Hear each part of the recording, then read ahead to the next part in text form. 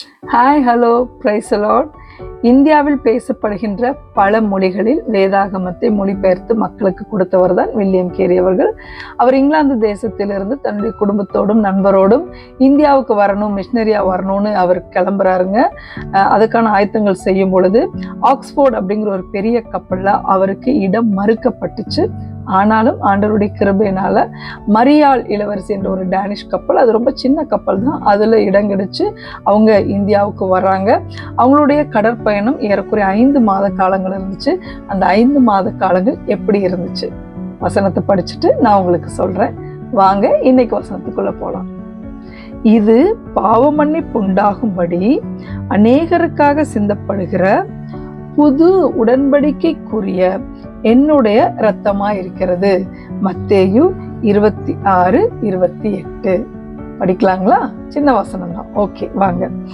இது பாவ மன்னிப்பு உண்டாகும்படி அநேகருக்காக சிந்தப்படுகிற, சொல்லுங்க, இது பாவ மன்னிப்பு உண்டாகும்படி அநேகருக்காக சிந்தப்படுகிற, இது பாவ மன்னிப்பு உண்டாகும்படி அநேகருக்காக சிந்தப்படுகிற.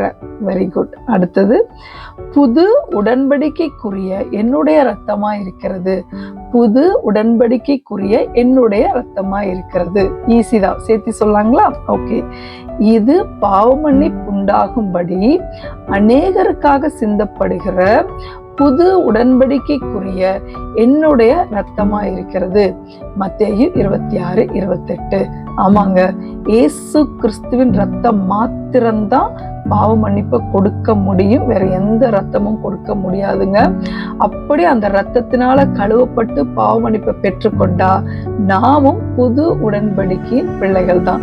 இன்றே நாம் ரத்தத்தினால கழுவப்படுவோம், புது உடன்படிக்கையின் பிள்ளைகளாக மாறுவோம்.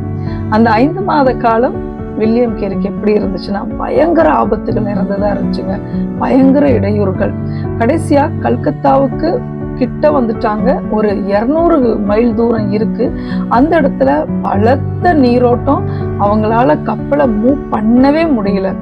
ஏறக்குறைய 1 மாத காலங்கள் அதே இடத்துல இருக்கிறாங்க.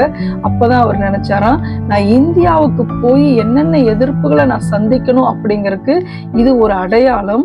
ஆனாலும் உலகத்தின் முடிவு பரியந்தம் என்னோடு இருக்கிற ஆண்டவர் இருக்கிறார், அந்த தைரியத்தோட நான் இந்தியாவுக்கு போவேன்னு தனக்குத்தானே சொல்லி கொண்டாருங்க.